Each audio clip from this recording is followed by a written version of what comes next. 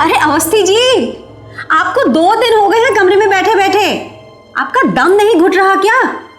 अरे आधे घंटे के लिए बाहर आ जाइए, कुछ खा पी लीजिए, उसके बाद करना अपनी लिखाई पढ़ाई। ऐसे नहीं मानेंगे आप, मुझे पता है आप कैसे बाहर निकलेंगे। हम भी देखते हैं आज आप कैसे बाहर नहीं निकलते। अरे ये तो सो रहे हैं। अवस्थी जी, एक तो इनकी किताब कलम जैसे हमारी सौत ही हो गई है, इनको इसके अलावा कुछ नहीं दिखाई देता। अवस्थी जी, अरे हमारी तरफ भी तो देख लीजिए। अभी देखती हूँ तुमको।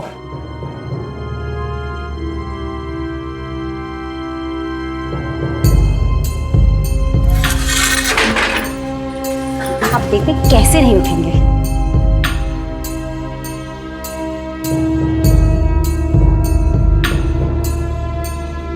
अवस्थी जी,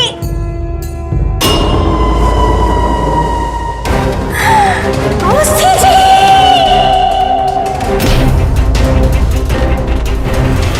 जो मौत की नींद सो चुका वो कैसे जागता?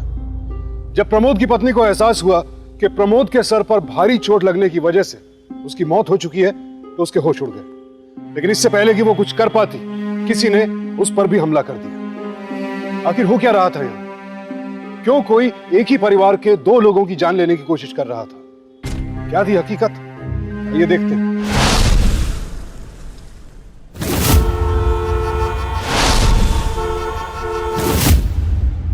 मैं तुम्हें समझा रहा हूं कि तुम चले जाओ यहां से, चले जाओ।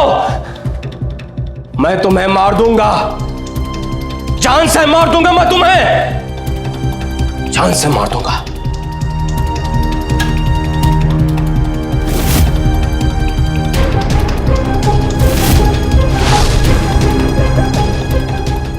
तुम मेरा कुछ नहीं बिगाड़ सकते, क्योंकि मैं आत्मा हूं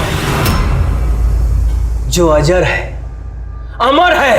हां, मैं आत्मा हूं, मेरा कोई कुछ भी नहीं बिगाड़ सकता।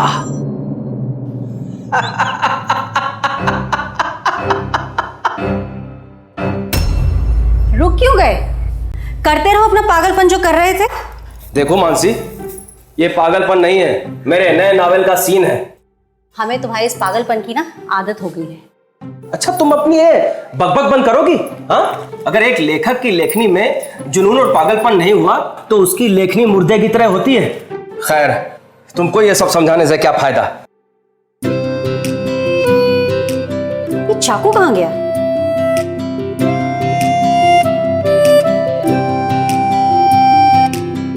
तुम भी ना।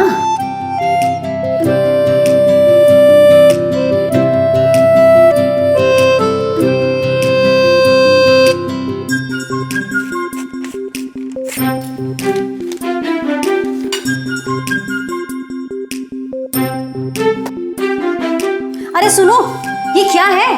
तुम अभी तो सामने ही मौजूद हो ना, तो तुम्हें लिख के काहे दे रहे हो? मुंह से नहीं बोल सकते का? हमको जो बोलना था बोल दिए, ठीक है? अब हम अपने कमरे में जा रहे हैं। और सुनो, अगर ऊपर से भगवान भी आ जाए और प्राइम मिनिस्टर भी आ जाए तो आके डिस्टर्ब मत करना। अभी 4 दिन में हमको अपना नावल पूरा करना है। हाँ हाँ ठीक है, लेकिन सुनो, हाँ, सिगरेट कम पीना, पूरे घर में धुआं भर जाता है। अच्छा अच्छा, ठीक है। अरे अब कम से कम इस उम्र में चलना तो सीख लो।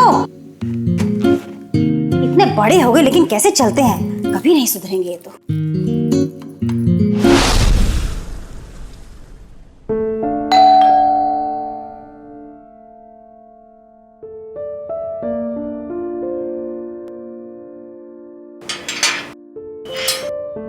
नमस्ते माँ जी। इतनी देर कहाँ कर दी तूने आज?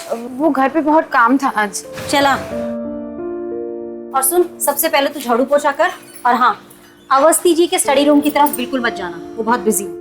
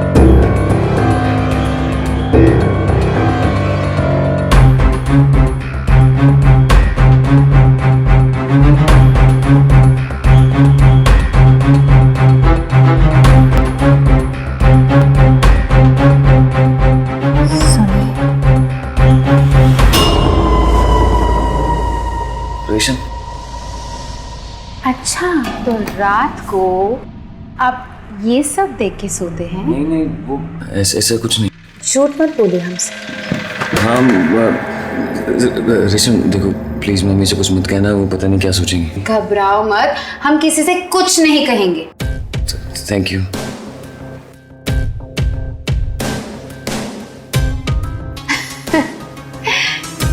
लगता है कि आप कुछ ज्यादा ही डर गए। घबराओ मत, हमारी बातें हमारे बीच में ही रहेंगी।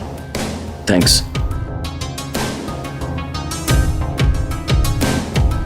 अच्छा, हमको एक बात बताओ, आपके मम्मी और पापा दोनों शादी के लिए मौसी के यहाँ जा रहे हैं क्या?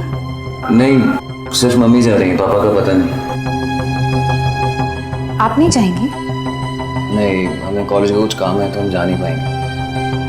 अच्छा है, अगर आपके मम्मी और पापा दोनों चले जाएंगे और घर में सिर्फ हम अकेले रहेंगे तो खूब मजा करेंगे।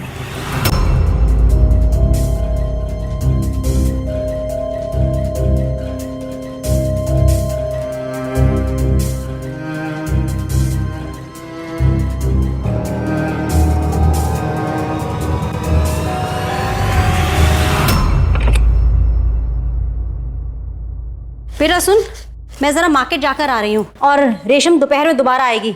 दरवाजा तू खोल देना, ठीक है? पापा के भरोसे बिल्कुल मत बैठना, वो पता नहीं आजकल किस दुनिया में मग्न हो रहे हैं। मम्मी, अरे बिटिया तू कौन है? कैसे हो आप? और दामाद जी की कैसे आना हुआ सुबह सुबह आज? वो एक्चुअली हम डॉक्टर के यहाँ आए थे तो सोचा आप लोगों से भी मिलते चले। ये तो बहुत अच्छा किया। आओ बैठो बैठो बैठो। अरे वाह मम्मी, आज तो आपने आलू के परांठे बनाए हैं। सही वक्त पर आइए। अब एक काम कर, दूसरी प्लेट लेकर आराम से खा। आज तो मैं अभिजीत के साथ में खाऊंगी, तुझे कोई प्रॉब्लम तो नहीं है ना? हाँ बिल्कुल प्रॉब्लम है। और अभी तुम्हारी पढ़ाई लिखाई कैसी चल रही है? अच्छी चल रही है जीजू। कैसी हो? बस ठीक है दीदी। पापा कहीं दिखाई नहीं दे रहे, पापा कहाँ पे हैं? तेरे पापा की मत पूछ, 4 दिन में उन्हें अपना नॉवल पूरा करना है, इसलिए भाई वो तो किसी से नहीं मिलेंगे। मैं तो कहती हूँ मम्मी आप ना एक बुक लिख दो और नॉवल का नाम पता है क्या लिखे? लेखक पति।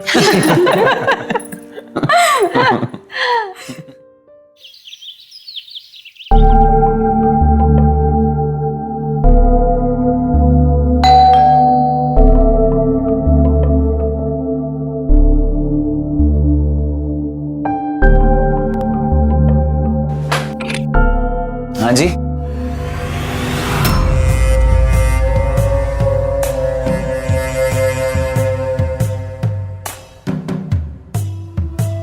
कैसी लग रही हूँ?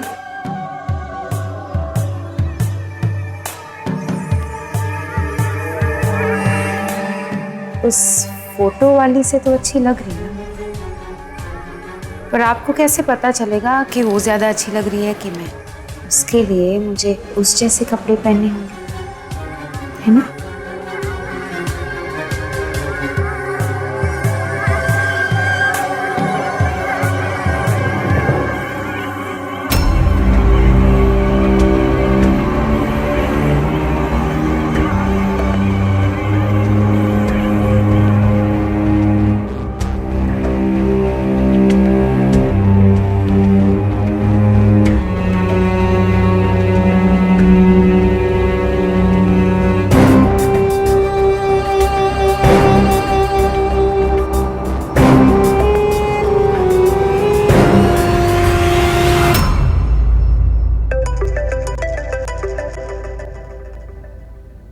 हेलो।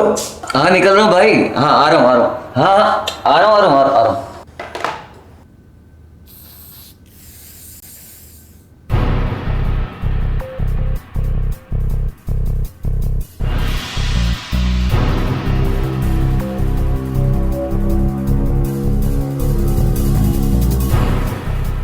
इतना क्यों शर्मा रहे?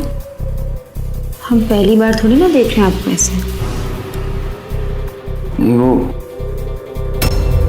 हमसे क्यों डर रहे होते?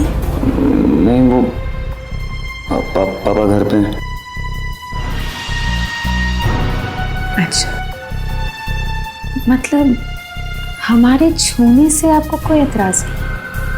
बस पापा देख लेंगे किसका डर है?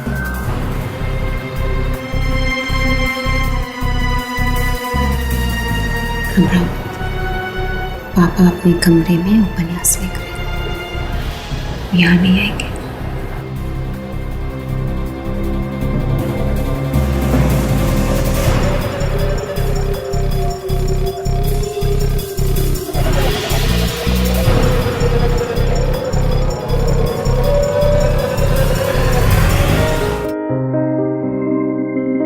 इसे भी अभी खत्म होना था।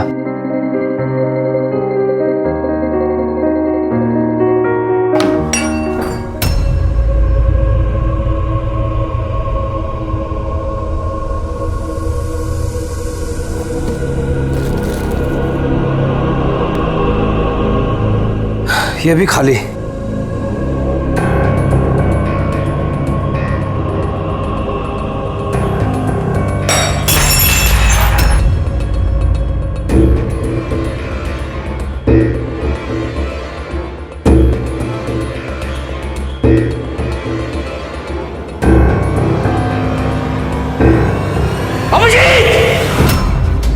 क्या हो रहा है ये सब? पापा पापा पापा I'm sorry पापा। नालायक बेशर्म! पापा सॉरी पापा। तो यहाँ ये सब चल रहा है? मिट्टी में मिलाना चाहता अपने माँ बाबूजी का नाम? नहीं पापा I'm really sorry पापा, गलती हो गई। चुप कर! पापा गलती हो गई। और तुझे तो हमने अपने परिवार की तरह समझा, और तू कितनी गिरी हुई औरत निकली। तुझे तो मैं इस मोहल्ले में नहीं घुसने दूंगा। मैं भी इसकी माँ को फोन करता हूँ। पापा नहीं पापा प्लीज पापा। चुप कर! पापा गलती हो गई पापा, प्लीज फोन मत करिए पापा, गलती हो गई पापा, really सॉरी। पापा पापा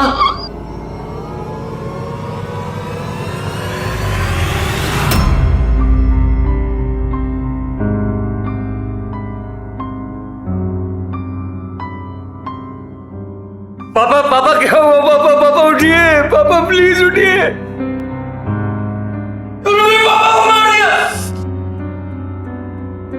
पापा पापा उठिए पापा। कोई मुझसे ऊंची आवाज में बात करे या मेरी बेइज्जती करे, ये मुझे बिल्कुल बर्दाश्त नहीं होता। पापा उठिए पापा। किसे फोन करे हो तुम? एम्बुलेंस को। तुम पागल हो गए? तुम एम्बुलेंस को फोन करे हो? तुम ना ही किसी को फोन करोगे और ना ही इसके बारे में तुम किसी से कुछ कहोगे। पापा मेरे मर रहे थे। जो रोना धोना बंद करो, नहीं तो मेरे साथ साथ तू भी फांसी चढ़ेगा। अब मैं जैसे बोल रही हूँ वैसे ही करो, नहीं तो पुलिस को मैं फोन करके बोलूंगी कि तुमने ही अपने पापा का खून किया है। समझे? समझे?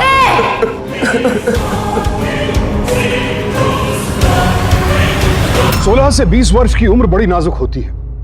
कई तरह के मानसिक और शारीरिक बदलाव हो रहे होते हैं, और अगर बड़े होते बच्चों को सही मार्गदर्शन ना मिले तो उनका गलत राह पर भटक जाना बेहद आसान होता है। अभिजीत भी उम्र के इसी दौर से गुजर रहा था, लेकिन उसने ये कभी नहीं सोचा था कि उसका एक गलत कदम खुद उसके अपने पिता की मौत का कारण बन जाएगा।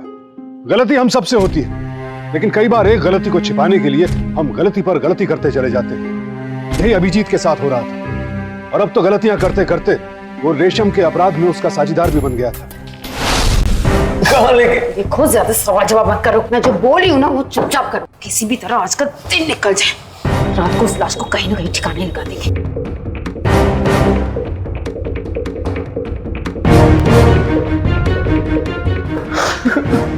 चलो उठो।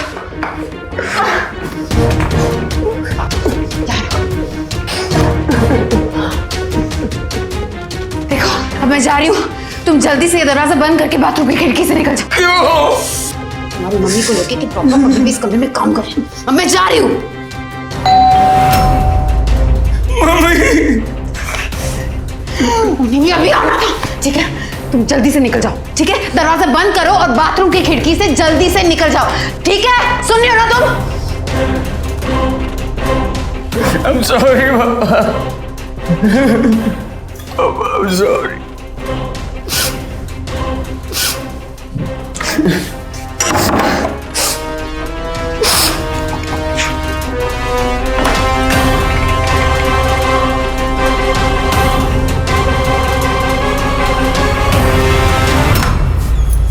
कितना टाइम लगाती है दरवाजा खोलने में? भैया सामान ले आओ। हाँ, यही रख, यही रख। ये लो आपके पैसे, माँ जी आप इतनी जल्दी आ गई?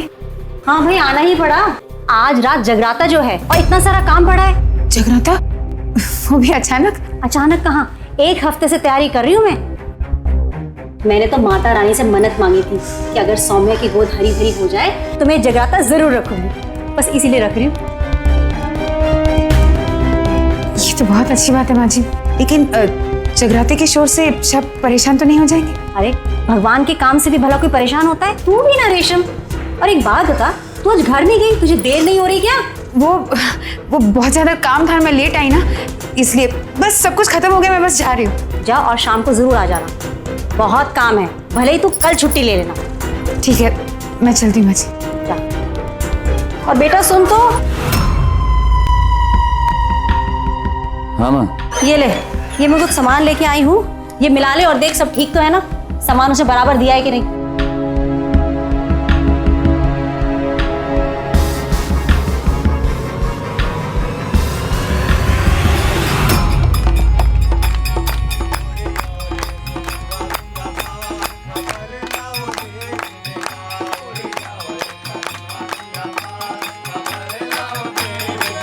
मम्मी कितना अच्छा लग रहा है यहाँ पे, सब कितने खुश हैं। अगर कुछ देर के लिए पापा भी आ जाते हैं ना तो बहुत अच्छा लगता है। नहीं तो बाप, मुझे समझ में नहीं आ रही, इतना शोर शराबा होने के बावजूद पापा ने एक आवाज नहीं दी है। और इतना शांत तो कभी रहते ही नहीं है। और आज तो मैंने सिगरेट भी नहीं पिए। मम्मी आप खुद जाके पापा को बुलाइए ना कि वो जागरण में शामिल हो जाए।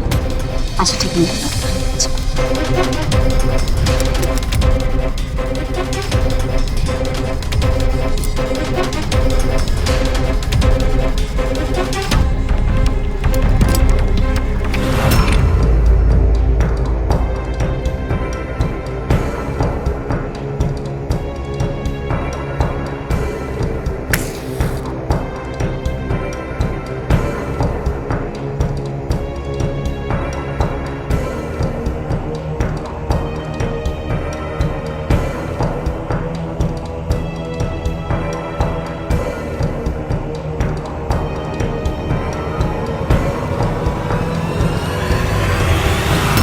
अवस्थी जी भी ना।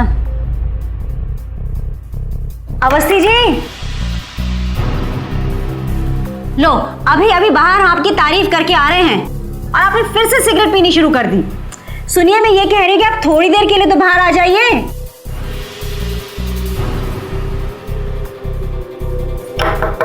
सुनते हो जी? अरे कम से कम आरती के लिए तो बाहर आ जाओ। इतनी भी जिद ठीक नहीं है।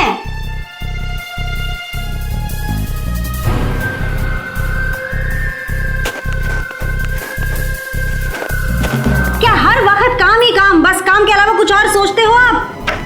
अरे सुन रहे हो?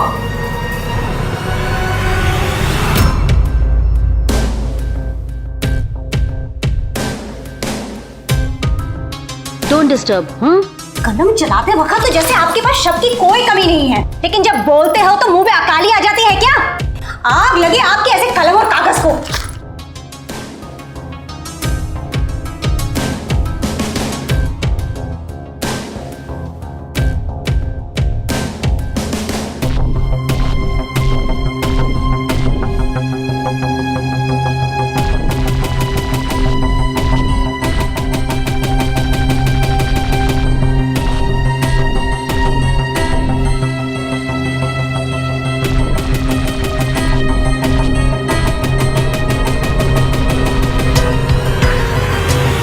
ये लीजिए पंडित जी।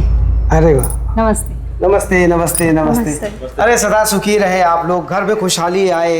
मम्मी अब हम लोग भी चलते हैं। अरे आज तो संडे है, कौन सा दामाद जी को ऑफिस जाना है, तुम दोनों यही रुक जाते। मम्मी आप बात तो सही कह रही हैं, लेकिन रुकना बहुत मुश्किल हो जाएगा। घर पे बहुत सारे काम पड़े हैं। ये अपना ध्यान रखना। हाँ? चलिए आप अपना ख्याल रखो। आशीर्वाद बाय बाय। ठीक है बेटा, जाओ ध्यान रखना। हाँ? बाय अभी। अरे रेशम, मैं बहुत थक गई, मैं आराम करने जा रही हूँ। और शोर शराबा बिल्कुल मत करना। जाने से पहले दरवाजा लगा देना, ठीक है?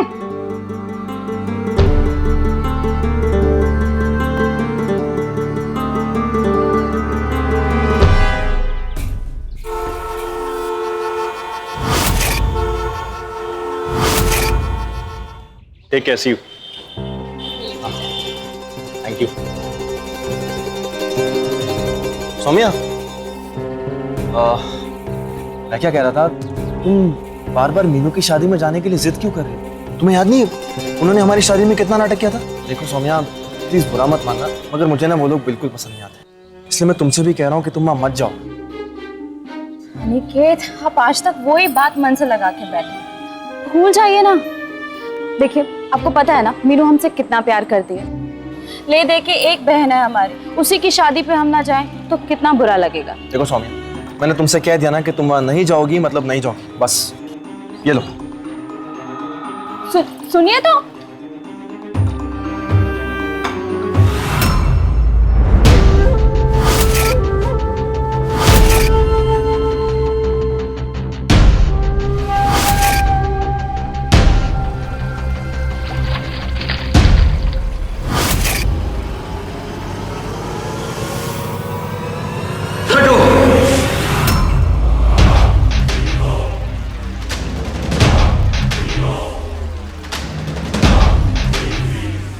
देखो, आज तुमने जो किया ना वो दोबारा मत करना, मुझे गुस्सा आ जाएगा नहीं तो। तुमने मेरे पापा को मार दिया। सिर्फ मैंने तुम्हारे पापा को नहीं मारा, तुमने भी मेरा साथ दिया है, समझे? मैंने कुछ भी नहीं किया। कौन मानेगा तुम्हारी ये बात? कोई नहीं मानेगा, इसलिए जो मैं बोल रही हूँ वही कर। लाश को आज रात को ही ठिकाने लगाना होगा, नहीं तो लाश से बदबू आएगी, है ना? एक बात याद रखना, मम्मी को पापा के रूम में जाने मत देना, नहीं तो पता है ना क्या होगा, जेल तुम जाओगे।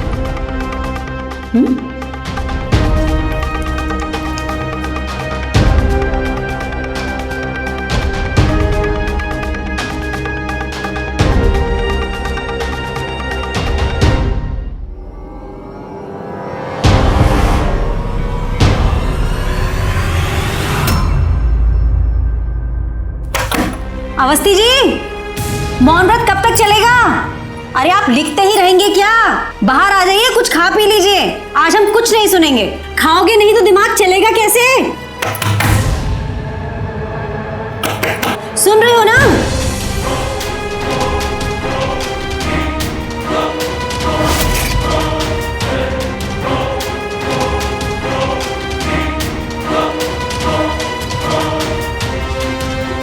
नहीं, आप परेशान मत होइए, पापा खाना खा के सो गए हैं, मैं डिस्टर्ब मत करिए, चलिए आप। शुक्र है कुछ तो खाया उन्होंने।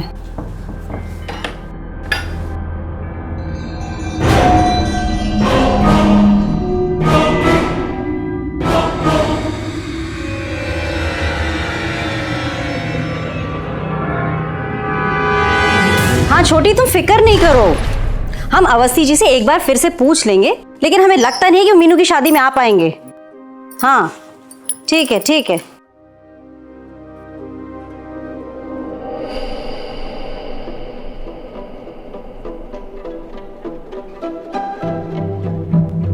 आज तो हम इन्हें कमरे से बाहर निकाल कर ही रहेंगे। अरे ये तो सो रहे हैं। अवस्थी जी, एक तो इनकी किताब कलम जैसे हमारी सौत ही हो गई है, इनको इसके अलावा कुछ नहीं दिखाई देता। अवस्थी जी, अरे हमारी तरफ भी तो देख लीजिए। अभी देखती हूँ तुमको।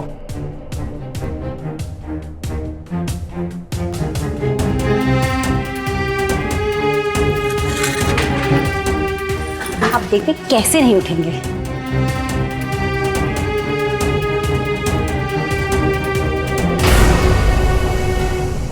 अवस्थी जी,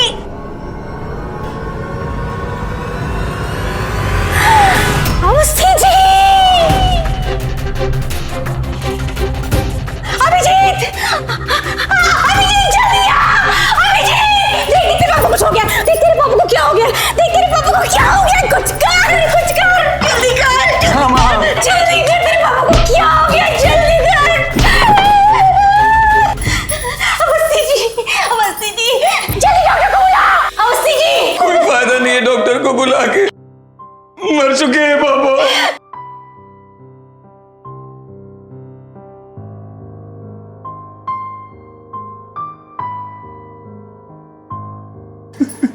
बोल रहे तू? तेरे को कैसे पता? तू तो मेरे साथ अंदर आया था ना। बता क्या हुआ तेरे बाबू को? पूछा क्यों नहीं तू? उस दिन जब आप हार गए थे। अभिजीत, क्या हो रहा है ये सब? पापा, बेशरम। पापा सॉरी पापा। पापा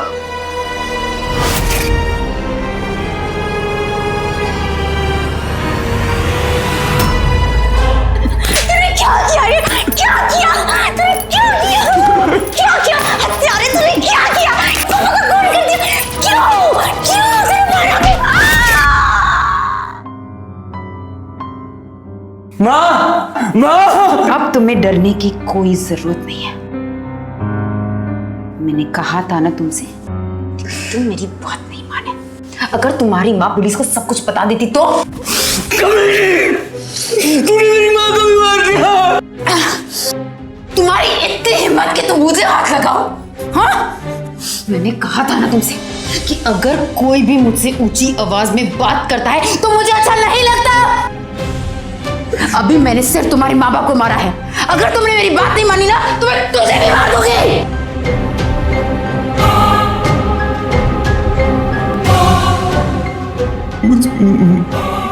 मुझे अगर तुम मेरी हर बात मानोगे तो तुम्हारे साथ कुछ नहीं होगा। तुम्हें पता है ना कि अगर हम पकड़े गए तो हमारे साथ क्या होगा? इसलिए तुम मेरी हर बात मानोगे। हमें आज रात को ही इन दोनों की लाश को ठिकाने लगाना होगा। फिर मेरे साथ भी कुछ नहीं होगा, तुम्हारे साथ भी कुछ नहीं होगा।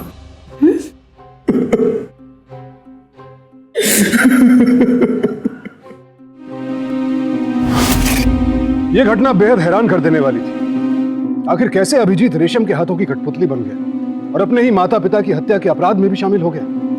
हैरानी इस बात पर भी होती है कि कैसे आज लोग जरा जरा सी बात पर हत्या जैसा संगीन अपराध कर बैठते हैं। जुर्म का सिलसिला एक अंधे कुएं की तरह होता है। इंसान एक बार उसमें गिरा तो फिर बस गिरता ही चला जाता है। काश कि अभिजीत ने थोड़ी हिम्मत दिखाई होती और अपनी गलती को छिपाने के बजाय सबके सामने खुलकर उसे स्वीकार किया होता। लेकिन अब शायद बहुत देर हो चुकी थी। रेशम उसके माता पिता दोनों की हत्या कर चुकी थी। क्या अभिजीत कभी भी रेशम के खिलाफ आवाज नहीं उठा पाएगा? शर्म आती है अभिजीत जैसे लड़के को, जो बेटा कहलाने के लायक ही नहीं। अपनी गलती को कमजोरी का नाम देकर उसने जो जुर्म किया, उसकी बदौलत अपने माता पिता को तो खोया ही, खुद अपने जीवन को भी ऐसे मोड़ पर ला खड़ा किया जहां अंधकार के सिवाय और कुछ नहीं था। लेकिन क्या अब इस घर में मौत का ये खेल खत्म होगा या फिर अब भी कुछ और होना बाकी था? ये लड़कियों की तरह रोना बंद करोगे तुम? देर हो रही है हमें। जल्दी से दोनों लाश को उठाओ और बाहर लेके जाओ अभिजीत।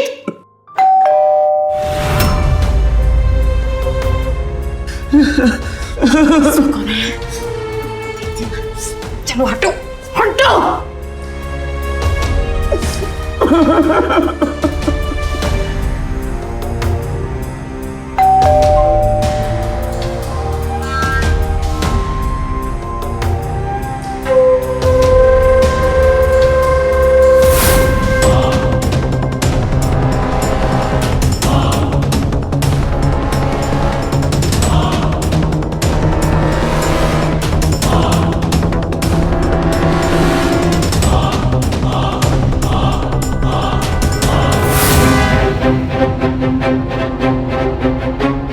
तुम्हारी बहन खड़ी है। क्या?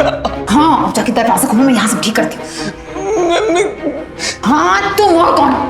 खबरदार, अगर तुमने उसे एक शब्द भी कहा ना तो अपनी माँ और पापा की लाश के साथ उसकी भी लाश देखोगे। जाओ।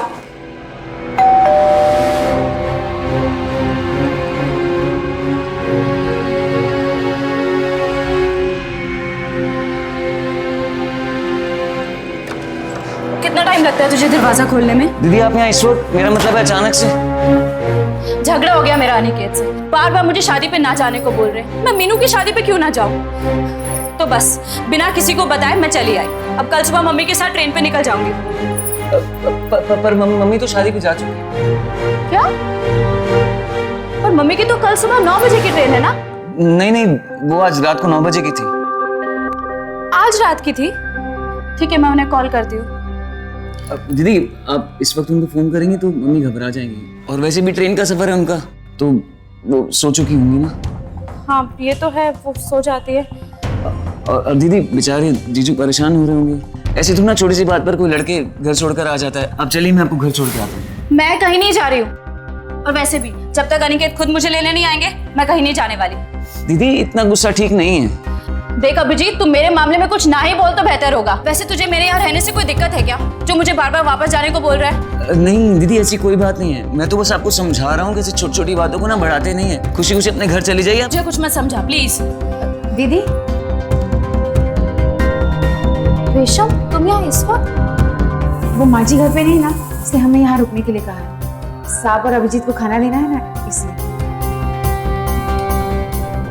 मैं आपके लिए चाय बना दूं? नहीं, मुझे कुछ नहीं चाहिए, मैं बस आराम करूंगी। ठीक है, तो आप माँ जी के रूम में आराम कीजिए।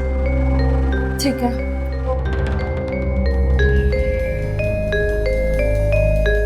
ये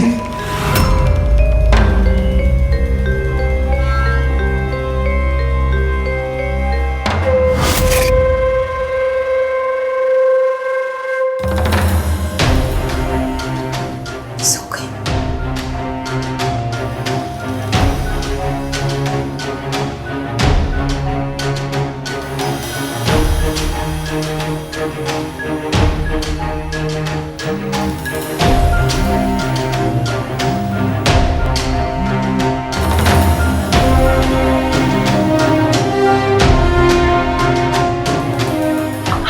आराम से चलो जल्दी। क्या कर रही हो तुम? जल्दी से उठाओ, चलो जल्दी।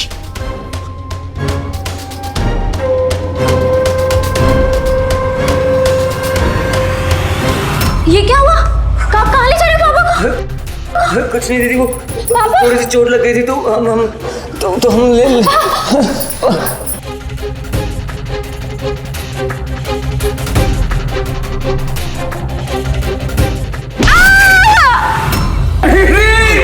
पागल हो गई तुम, दिमाग खराब हो गया तुम्हारा। अगर तुमने ऐसी कोई भी बेवकूफी की ना तो हम दोनों जेल जाएंगे, समझ में नहीं आता तुझे? पागल हो गई हो तुम पागल हो गए हो। और ध्यान से सुनो, मैं जो बोलूंगी तुम वही करोगे, समझे?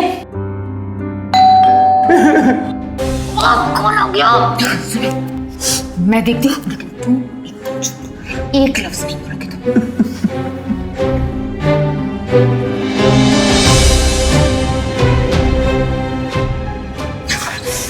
भी आना था कि तुम्हारे जीजा भी आ गए। क्या करें? हमें इन दोनों को अंदर डालना होगा। जल्दी से नहीं, उठाओ और अंदर लेके जाओ। समझ में नहीं आता, इन्हें उठाओ और अंदर लेके जाओ।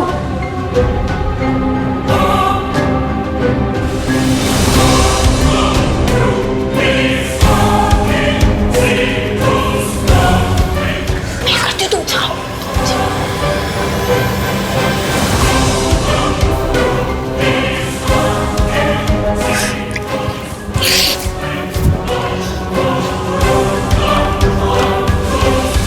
जीजू दीदी ने कहा है वो इस वक्त आपसे बात नहीं करना चाहती, इसलिए आप यहाँ से चले जाइए।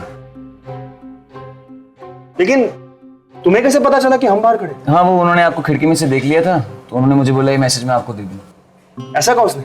जी। तुम भी उन्हें मैसेज दे दो कि जब तक वो खुद नहीं आती हमारे पास हम कहीं नहीं जाने वाले, हम यहीं खड़े। जैसी आपकी मर्जी।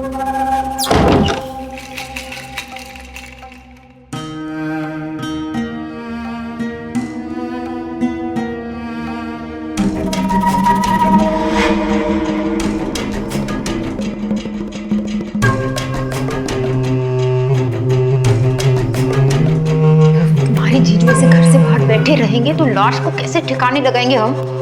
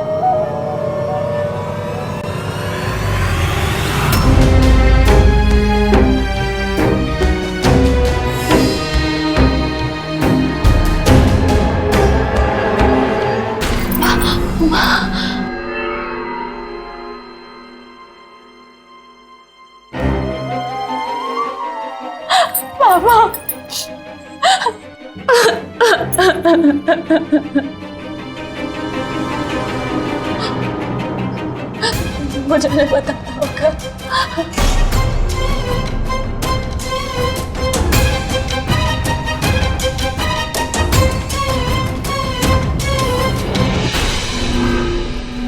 जीजा जी,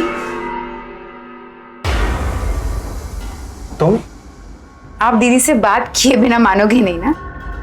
तुम कब आई? वो माँ जी नहीं है ना, इसलिए मुझे यहाँ रखा है सब कुछ संभालने के लिए। आप अंदर आइए ना। हाँ।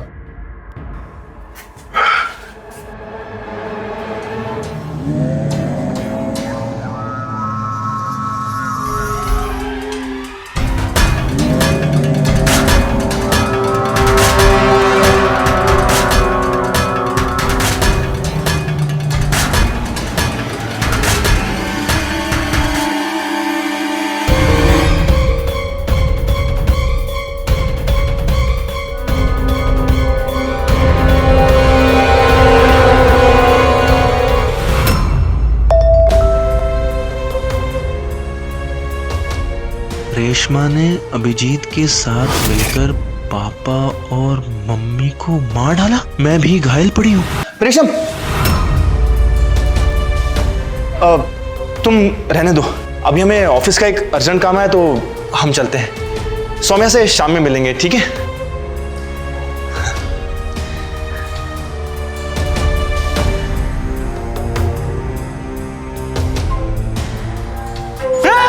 क्या कर रही हो तुम? तुम समझती क्या हो ना आपको? हमको पता चल गया हमें। तुम दोनों ने मिलकर मम्मी पापा को मार डाला। तुम्हें छोड़ेंगे नहीं। छोड़ो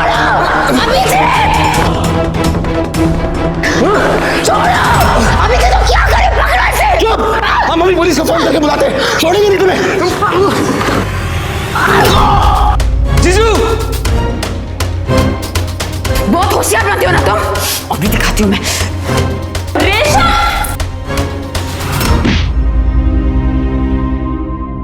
तुम ठीक हो ना अनिकेत? अनिकेत उठो। Hello hello police.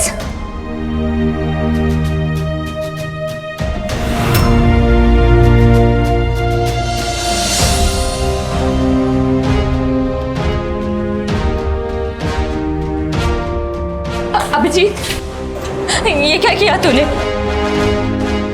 रेशम तो भर आई थी, तूने उसके साथ मिलकर मम्मी पापा को ही मार दिया। ले चलो इसे।